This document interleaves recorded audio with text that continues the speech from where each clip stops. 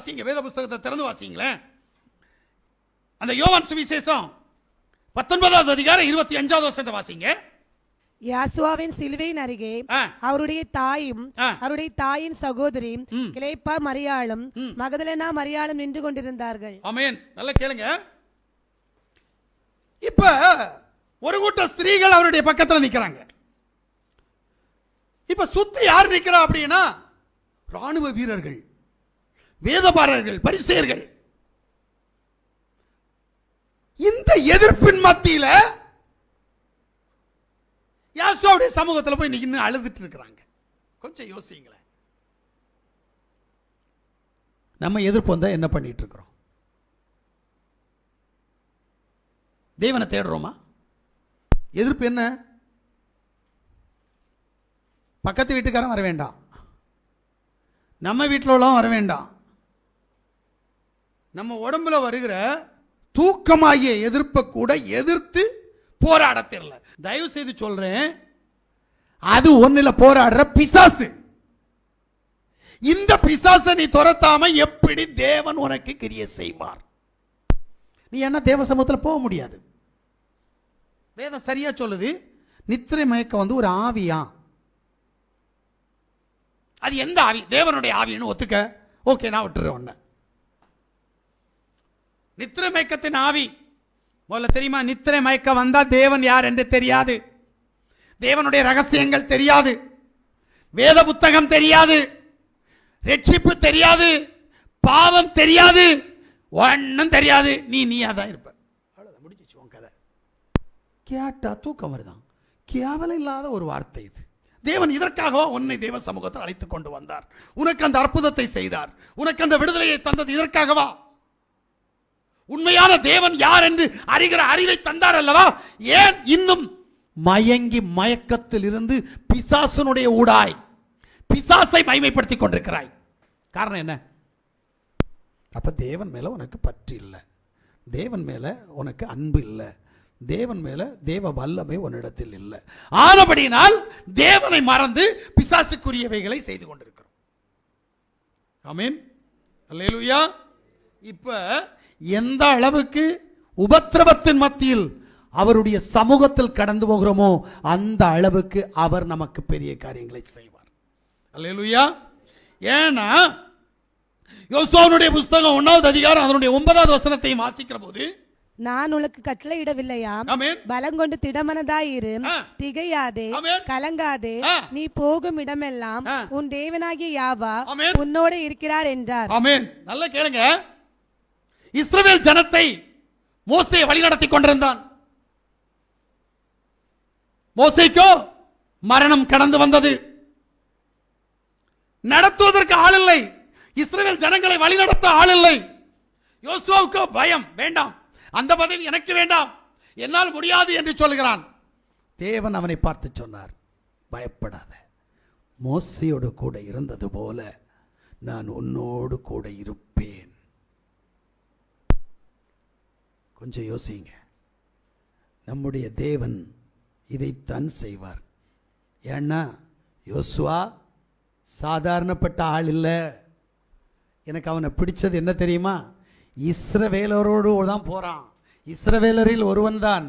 ஆனால் வேதம் சொல்லுகிறது, இஸ்ரவேலரில் இருந்தவர்களுடைய ஆவி அவனிடத்தில் இல்லை, அவன் வேறே ஒரு ஆவியை தேவ சமூகத்தில் அவன் பெற்றுக்கொண்டபடியினால் அவனோடு கூட தேவன் கடந்து வந்து அவனுக்கு தேவ வல்லமையை கொடுத்தார் என்று சொல்லி. நம்மகிட்ட என்ன ஆவி இருக்குது? சரி, பெந்தகோஸ்தேக்காரன் சொல்ற பரிசுத்த ஆவியாவது இருக்கான்னு கேட்டா இல்லையே, அது கூட இல்லை. அப்புறம் எப்படி தேவன் நமக்குள்ள கடந்து வந்து அவருடைய வல்லமையினால் நம்மை பலப்படுத்தி அவருடைய சித்தத்தை செய்ய வைப்பார்?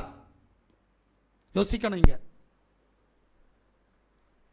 சும்மா வரும் வரும் சொன்னா வராது. அதுக்காக நம்ம பிரயாசப்படணும். அல்லேலூயா. 1 சாமுவேலுடைய புஸ்தகம் 17வது அதிகாரம் 14வது வசனத்தை வாசிங்க.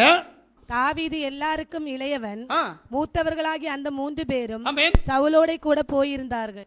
இப்ப பாருங்க, இங்க இப்ப இவன் சின்னவன் எனக்கு தெரியும், அதுக்கு தான் அந்த வசனத்தை வாசிச்சோம். உள்ளதுலே இவன் என்ன கடைக்குட்டி, ஆடு மேய்க்கிறவன். எனக்கு அவனுடைய விசுவாசம் பெருசாக தெரிஞ்சிச்சு. எனக்கு அதனால் அவன் வேணும். நல்லா புரிஞ்சுக்கிடுங்க. எப்படின்னா, கோலியாத்துக்கு விரோதமாக ஜனங்கள் எதிர்த்து நிற்கிறாங்க. அவனை எதிர்க்க முடியல. ராஜா சொல்கிறான், இந்த கோலியாத்தை யாராவது ஜெயிச்சிங்க அப்படின்னா உங்களுக்கு தக்க சன்மானம், என் குடும்பத்தில் உள்ளவனாய் உன்னை மாற்ற போகிறேன், ராஜ்யத்தில் பகுதியை உனக்கு தரப்போகிறேன் அப்படின்னு சொல்லிட்டு நிறைய வாக்குறுதியெல்லாம் கொடுத்துட்டார். இதனால் ஆசைப்பட்டு நிறைய பேர் யுத்தத்துக்கு போயிருப்பான். ஒருத்தனாலையும் கோலியாத்தை ஒன்றும் பண்ண முடியல. இப்போ இவன் என்ன செய்கிறான், சகோதரர்களுக்கு சாப்பாடு கொண்டு போகிறான். ஒரு கையில் சாப்பாடு, இன்னொரு கையில் ஆடு மேய்க்கிற கோலையும் தூக்கிட்டு போயிருப்பான்னு நினைக்கிறேன். போய் கொண்டு போய் சாப்பாடு கொடுக்க போனால் அங்கே என்ன நடக்குது அப்படின்னா, கோலியாத்து இஸ்ரவேலின் தேவனை நிந்திச்சிட்டு இருக்கிறான். ஏங்க, சின்ன இந்தோண்டு பயலுக்கு இவன் என் தேவனை நிந்திக்கிறானா, தேவனுடைய நாமத்தை நிற்கிறான், இவனை விடக்கூடாது. இவன் யோசித்தானா, நான் சின்ன பையன், இவன்கிட்டயோ வாள் இருக்குது, கேடை இருக்குது, உடல் கவசம் முழுவதும் போட்டிருக்கிறான், இவனை எப்படி நான் எதிர்க்க முடியும்? கேள்வி வரல தெரியுமா உங்களுக்கு? விசுவாசம் இதைத்தான் செய்யும். பிசாசு எவ்வளவு பெரியவனாக இருக்கட்டும், விசுவாசம் என்று வந்துவிட்டால் இந்த பிசாசால என்ன ஒன்றும் செய்ய முடியாதுன்னு நினைக்கணும். ஐயோ, என்னால் இருக்க முடியல, என்ன ஓட விடுறான், என்ன தூங்க விடல, எனக்கு என்னெல்லாமோ செய்கிறான். விசுவாசம் வரணும் முதல்ல. விசுவாசத்துக்கு பிசாசு தடை இல்லை. நீ விசுவாசத்தை உருவாக்கு. விசுவாசத்தை உருவாக்குனா எவ்வளோ பெரிய பிசாசா இருந்தாலும் அவனுடைய கிரியைகள் உனக்கு முன்பாக சின்னதாக இருக்கும். என்ன சொன்ன தெரியுமா? கோலியாத்து சவுலை பார்த்து சொல்றான் என்னன்ட்டு, நாயை அடிக்கிற மாதிரி கல்லும் கவனமாக வந்திருக்கிற, அப்படித்தானே கேட்டான். ஆனா இவன் சொல்றான், ஆமாய்யா, நான் நாயை அடிக்கிற மாதிரி தான் கல்லு கவனம் தான் கொண்டு வந்திருக்கிறேன், உன்னை நான் தலையை வெட்டி எடுப்பேன்றான். எங்க, எனக்கு விசுவாசம் பெருசா தெரியுது. அவனுடைய விசுவாசம், கையில வாள் இல்லை, 5 கூழாங்கல்ல தான் இருக்குது, ஒரு கவுனு தான் இருக்குது, எப்படியா நீ தலையை வெட்டுவ? அவனுடைய விசுவாச வார்த்தை தேவன் நிறைவேற்றினார். உன் விசுவாசம் என்ன? ஆண்டவரே நாளைக்கு சாப்பாடு இல்லை, ஆண்டவரே நாளைக்கு பணம் இல்லை, ஆண்டவரே நாளைக்கு போகிற இடம் எப்படி இருக்கும், இதுதானே கேட்டுட்டு இருக்கிற. நான் சொல்றது புரியலையா? நாளைய தேவைக்காக நம்ம அலைஞ்சு திரிஞ்சிட்டு இருக்கிறோமே தவிர விசுவாசம் வரல. உன் விசுவாசம் ஒன்னில் வராதபடி உன்னை பிசாசானவன் இந்த வஞ்சகத்திற்குள் கொண்டு போயிருக்கிறபடினால் உனக்கு காரியம் நடக்காது, காரிய சித்தி உண்டாகாது. அல்லேலூயா, அல்லேலூயா. ஏன்னா 1 ராஜாக்களுடைய புஸ்தகம் 18வது அதிகாரம் 18வது வசனத்தை வாசித்துட்டோம்னா, அதற்கு அவன், இஸ்ரவேலை கலங்க பண்ணுகிறவன் நான் அல்ல, யாவன் கட்டளையை விட்டு பாகால்களை பின்பற்றினதினால் நீரும் உம்முடைய தகப்பன் வீட்டாருமே இஸ்ரவேலை கலங்க பண்ணுகிறவர்கள். நல்லா கேட்டீங்களா? கலக்கம் யாரால வருதுன்னு முதல்ல தெரியணும். உன்னால வருதா, உன் புருஷனால வருதா, உன் பிள்ளையால வருதா, உன் மாமா மாமியாரால வருதா, உன் தகப்பனால வருதா, தாயால வருதா, இல்ல உன் சகோதரத்தால வருதா? யாரால உனக்கு கலக்கம் கண்டுபிடிக்கணும். ஏன்னா வேதம் சொல்லுது, பாகால் தீர்க்கதரிசிகளுக்கு முன்பாக தன்னன் தனியனா ஒருத்தன் போய் நின்னான், ஒத்த மனுஷனா நின்னான். பாகால் தீர்க்கதரிசி எத்தனை பேர் தெரியுமா? 450 பேர். தேவ மனுஷன் எத்தனை பேர் தெரியுமா? ஒத்தைக்கு நின்னான். யோசிக்கிறீங்களா? பயம் வந்துச்சா? எங்கேயாவது பயப்பட்டானான்னு கேட்டீங்களா? அந்த பரிபாடியே இல்லை. விசுவாசம் வந்தா எதை பார்த்தும் பயப்பட மாட்டான். ஆனா ஒன்ன பார்த்து பயப்படுவான். தெரியுமா உங்களுக்கு? விசுவாசம் வந்தா ஒரே ஒரு பயம் வரும், வேற எல்லாத்துக்கும் தைரியம் வரும். எதுன்னு தெரியுமா உங்களுக்கு? யாருக்கும் தெரியாது. உங்களுக்கு பாவத்தை பார்த்தா பயப்படுவான், வேற எல்லாத்தையும் பார்த்து எதிர்த்து நிற்பான். விசுவாசம் வந்தவன். நான் சொல்றது சரியா புரிஞ்சுக்கிடுங்க. பயம் வரும் எதை பார்த்துன்னா பாவத்தை பார்த்து. வேற எப்படிப்பட்ட கொடூரமான மனுஷன் வந்தாலும் சரி, எப்படிப்பட்ட தூக்கம் வந்தாலும் சரி, எப்படிப்பட்ட மாம்ச இச்சை வந்தாலும் சரி, எதிர்த்து நிற்கிறதற்கு யோசேப்பிட்ட இருந்த ஆவி உங்ககிட்ட வரணும். இல்லைன்னா நீ பிசாசு பிள்ளை, அதை நீயே உறுதிப்படுத்துற. பிசாசு பிள்ளைக்கு தேவன் எதையாவது அற்புதத்தை செய்வாரான்னு கேட்டா இல்லை. அப்ப நீ தேவ சமூகத்தில் எப்படி நிற்கிற? இப்ப சிலுவைக்கு முன்னாடி எப்படி நிற்கிற? யாரா நிற்கிற? மத்தேயு சுவிசேஷம் 27:54 வாசித்தீங்கன்னா, அந்த சிலுவையை பார்த்தவன், சிலுவையில் இருந்த யாசுவாவை பார்த்தவன் மனம் திரும்பினான். வாசிமா.